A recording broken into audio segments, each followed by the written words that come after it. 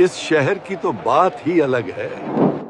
ये है मक्का, रेगिस्तान के सीनों में बसा एक मशहूर शहर। इसके मशहूर होने की सबसे बड़ी वजह थी काबतुल्लाह। हर साल दुनिया भर से लाखों लोग यहाँ तवाफ करने आते थे। यही वजह थी मक्का शहर अरब का बिजनेस हब बन चुका था। भाई जमाल, चलो अच्छी सी खुशबू खरीद लें। लेकिन दौलत जब हद से ज्यादा बढ़ जाए तो अपने साथ घमंड और तकब्बुर तो ले ही आती है। मक्का के फिजाओं में कुरैश के सरदारों का घमंड घुल चुका था और काबा के निगहबान होने का घमंड उनके रगों में दौड़ता था। जानते नहीं किया, हम काबा के मुहाफिज हैं। दौलत के नशे ने कुरैश को इस कदर अंधा कर दिया था कि उनके नजदीक इंसान की कीमत उनकी दौलत से थी। कमजोर को कुचलना, यतीमों को धक्के देकर भगा देना, ये सब उनके सकून का जरिया बन चुका था। उनकी इस गफलत की सबसे बड़ी वजह यह थी कि उनका यकीन आखिरत पर था ही नहीं। वो कहता है मरने के बाद हमसे हिसाब लिया जाएगा। भला ये भी मुमकिन है? ये मोहम्मद की अपनी बातें हैं। उनका मानना था कि मरने के बाद हमारे जिस्म मिट्टी हो जाएंगे, तो फिर कैसा हिसाब, कैसा अजाब। उनकी यही सोच उन्हें हर जुल्म करने की आजादी देती थी। वहीं दूसरी तरफ कुछ ऐसे लोग थे जो मुसलमान होने का दावा तो करते थे, लेकिन उनका हर अमल दिखावे के सिवा कुछ भी नहीं था। ये लोग एकदम बेखौफ थे। कुफ्फार का घमंड और मुनाफिकीन की दिखावे की इबादत अल्लाह के गजब को दावत दे रही थी। और फिर उन लोगों को बेनकाब करने के लिए अल्लाह ने अपने नबी सल्लल्लाहु अलैहि वसल्लम पर एक सूरह नाजिल फरमाई। ये दिल को थर्रा देने वाला वाकया है सूरह अल माऊन का।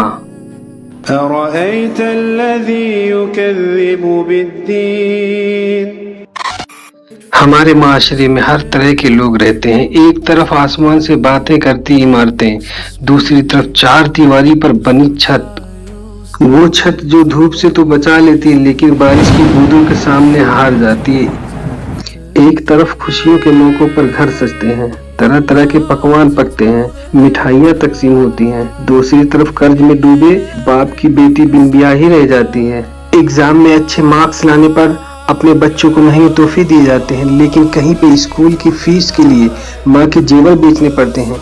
कहीं पर महंगे खानों की स्नैप भेजी जा रही हैं, तो कहीं पे भूख से बिलखते बच्चों की आंखें अपने बाप की राहें तक रही हैं। आप सोच रहे होंगे कि हमारा टॉपिक तो सूरह अल माऊन थी, तो उसका हमारी सोसाइटी से क्या लेना देना। लेकिन सूरह अल माऊन ही तो है जिसने मुझे ये सब बोलने पर मजबूर कर दिया, क्योंकि गरीब को धक्के आज भी दिए जा रहे हैं, लेकिन हाथ से नहीं, हमारे सिस्टम से यतीम का हक आज भी दबाया जा रहा है। बस तरीका थोड़ा डिफरेंट है। शायद आपको मेरी ये बात सुनकर बुरी लगे, क्योंकि आखिरत के मुनकिर तो हम भी हैं, लेकिन हम जबान से इनकार नहीं करते, बल्कि हमारे कुछ आमाल से ये आवाज आती है कि कैसा हिसाब और कैसा अजाब।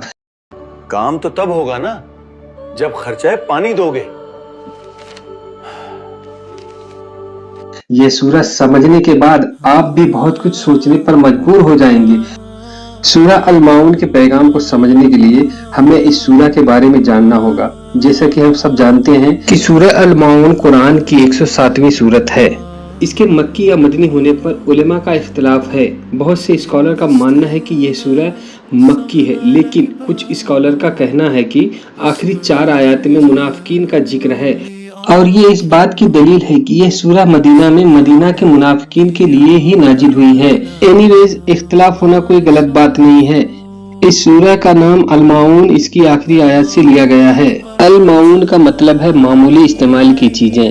पहले हम इस सूरत पर जल्दी से एक नजर दौड़ा लेते हैं, उसके बाद इसकी एक एक आयत को डिटेल से समझेंगे। ये सूरह एक सवालिया अंदाज में शुरू होती है। अल्लाह अपने नबी सल्लल्लाहु अलैहि वसल्लम और हम सब पढ़ने वालों से फरमाता है, क्या आपने उस शख्स के हाल पर गौर किया जो दीन को झुठलाता है वही तो है जो यतीम को धक्के देता है और मिस्कीन को खाना खिलाने की तरगीब नहीं देता। तो तबाही है उन नमाजियों के लिए जो अपनी नमाज से गाफिल हैं, वह लोग जो दिखावा करते हैं और वो मामूली जरूरत की चीज भी देने से इनकार करते हैं। अब एक एक करके आयत को तफसील से समझते हैं।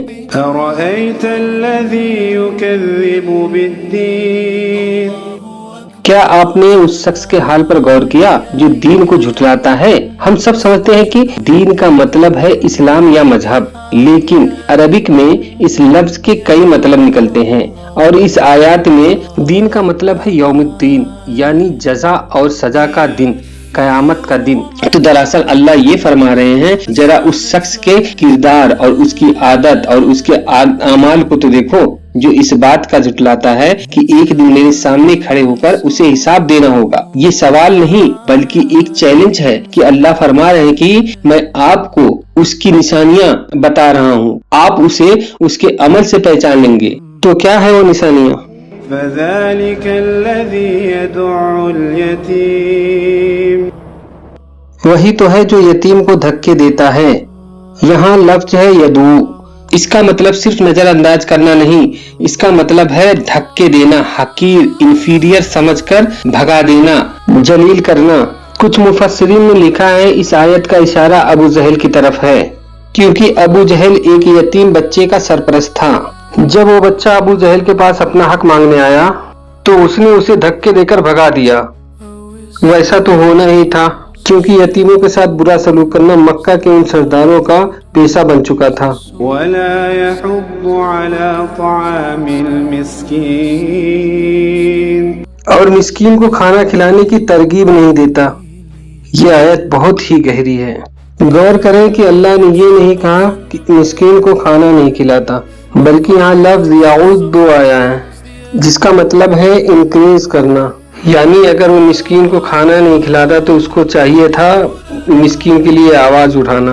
वो लोगों को इस बात की तरगीब देता कि भाई हमारे शहर में लोग भूखे हैं, आओ हम सब मिलकर इनके लिए कुछ करते हैं। लेकिन उसके अंदर खुदगर्जी का एहसास इस कदर मर चुका है कि वो सिर्फ एक खुदगर्ज इंसान बन गया है जिसे सिर्फ अपने आप से मतलब है।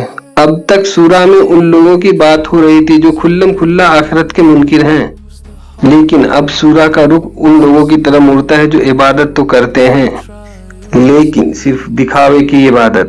और यहाँ अल्लाह का लहजा और भी सख्त हो जाता है। अगर सूरा अल माऊन के इस हिस्से को मदनी माना जाए तो इसका इशारा मदीना के मुनाफिकीन की तरफ है।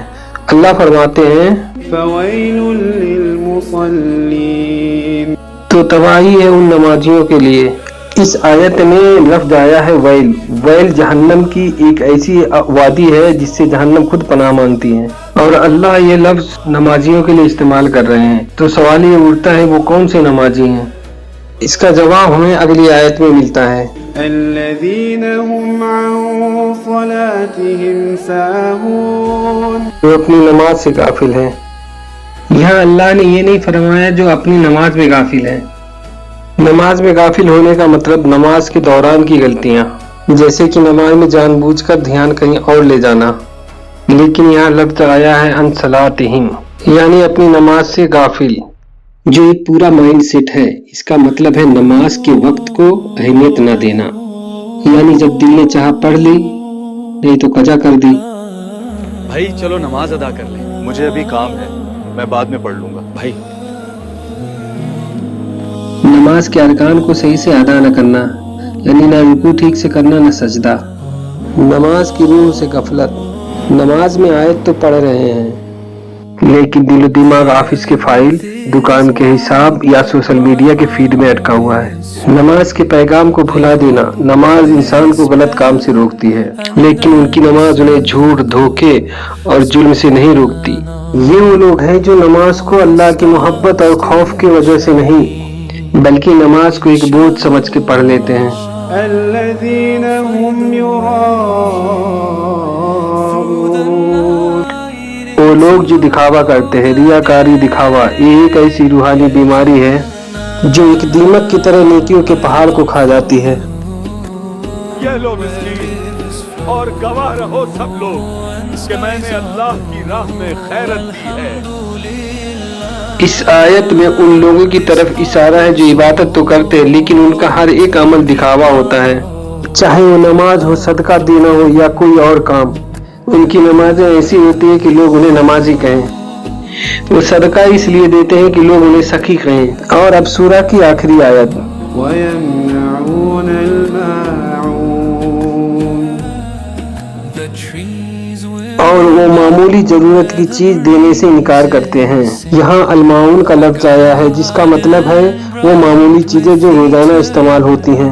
اب اس آیت میں اللہ تعالیٰ فرماتا ہے کہ وہ انسان اتنا تنگ دل اور کنجوس ہے کہ وہ ڈیلی یوز ہونے والی معمولی سی چیزیں بھی دینے سے انکار کر دیتا ہے، جیسے کہ پڑوسی نے تھوڑا سا نمک مانگ لیا تو اس آدمی نے انکار کر دیا۔ بھائی تھوڑا سا نمک چاہیے تھا۔ بھائی ابھی کچن میں کوئی بھی نہیں ہے، مجھے نمک نہیں مل رہا۔ کسی مسافر نے پانی کا ایک گلاس مانگ لیا تو اس نے منہ پھیر لیا، یا تھوڑی دیر کے لیے کسی نے کلہاڑی یا ہتھوڑا یا کوئی اور چیز مانگ لیا تو اس نے انکار کر دیا۔ یہ ایسی معمولی سی چیزیں ہیں جس کو کسی کو دینے سے ہماری دولت میں تھوڑی سی بھی کمی نہیں آتی۔ اللہ کہتا ہے جو شخص عبادت بھی دکھاوے کے لیے کرتا ہے اس کے دل کی تنگی کا یہ عالم ہے کہ وہ معمولی سی چیزیں بھی لوگوں کو دینے سے انکار کر دیتا ہے۔ ظاہر سی بات ہے جس سے اتنی چھوٹی سی بھلائی کی بھی امید نہ ہو، اس کی عبادت اللہ کے یہاں کیا ہی وزن رکھتی ہوگی۔ اس سورت کو ہم دو حصوں میں بھی ڈیوائیڈ کر سکتے ہیں۔ پہلے 3 آیتوں میں ان لوگوں کا ذکر کیا گیا جو کھلم کھلا آخرت کے منکر ہیں، یعنی کفار۔ دوسرے حصے کی 4 آیتوں میں ان لوگوں کا ذکر ہے جو منافق، ریاکار اور تنگ دل ہیں۔ اب تو ہم اس سورہ کا مطلب بھی سمجھ چکے ہیں۔ اب سوال یہ اٹھتا ہے کہ کیا یہ سورہ اس دور کے ابو جہل اور مکہ کے باقی سرداروں اور منافقین کے لیے نازل ہوئی تھی؟ بالکل بھی نہیں۔ یہ سورہ ہر پڑھنے اور سننے والوں کے لیے ہے، یہ ہر دور کے لیے ہے۔ سورہ الماعون کی پہلی 3 آیت سے ہمیں سبق ملا کہ موت اور آخرت کو بھلا دینا انسان کو اتنا گمراہ کر دیتا ہے کہ انسان بے خوف ہو کر اللہ کی نافرمانیاں کرنے لگتا ہے۔ اور اگلی 4 آیت سے معلوم ہوا کہ اللہ کو ہماری اس عبادت کی ضرورت نہیں جو ہم بوجھ سمجھ کر کریں یا دکھاوے کے لیے کریں، بلکہ نماز پڑھنے کا تو مقصد یہی ہے کہ ہم اپنے رب کو ہر پل یاد رکھیں اور اس دن کو یاد رکھیں جب ہمیں اپنے رب کے سامنے کھڑے ہو کر حساب دینا ہے۔ یہی یاد تازہ کرنے کے لیے تو ہم نمازیں پڑھتے ہیں، ورنہ ہمیں قیامت تک اگر زندہ رہنے کی مہلت مل جائے اور ہم اس زندگی کا ایک ایک پل سجدے میں گزار دیں تب بھی ہم اللہ کو کچھ فائدہ نہیں پہنچا سکتے، نہ ہی اس کی ذات میں کچھ کمی یا اضافہ کر سکیں گے۔ آخری آیت ہمیں یہ سکھاتی ہے کہ ہر عبادت ادھوری اور بے جان ہے جب تک ہم دوسروں کی معاونت نہ کریں، چاہے وہ پڑوسیوں کے ساتھ اچھا سلوک ہو یا کسی اجنبی ضرورت مند کی چھوٹی سی مدد۔ آج اس وقت جب آپ میری ویڈیو دیکھ رہے ہیں دنیا میں بہت سی جگہ انسانیت کا سر کچلا جا رہا ہوگا، وہاں کے لوگ بھوک اور پیاس سے تڑپ رہے ہوں گے، ان کی راتیں کھلے آسمان کے نیچے کڑاکے کی سرد میں گزرتی ہوگی، ان کی غمگین آنکھوں میں ایک امید چمکتی ہوگی کہ کوئی تو بنے گا ہماری آواز۔ تو ایسے میں ہم سب پر لازم ہے اس کی سورہ ماعون کو نظر میں رکھتے ہوئے ضرورت مند، محتاج، یتیم و مسکین اور مظلوم لوگوں کی آواز بنے، جہاں تک ہو سکے ان کی مدد کریں، نہ صرف ہمارے آس پڑوس میں بلکہ دنیا بھر کے کمزور اور بے بس لوگوں کی آواز بنے، کیونکہ وہ بھی ہماری طرح انسان ہیں۔ آرام اور سکون سے زندگی گزارنے کا جتنا حق ہمیں ہے اتنا ہی انہیں بھی ہے۔ سورہ الماعون کا پیغام صاف ہے کہ اللہ کو ہماری بے جان عبادت کی ضرورت نہیں، بلکہ عبادت تو ہم اپنے لیے کرتے ہیں، چاہے وہ عبادت نماز کی صورت میں ہو یا کسی ضرورت مند کی چھوٹی سی مدد کی صورت میں ہو یا کسی یتیم کے سر پہ شفقت کا ہاتھ رکھنے کی صورت میں۔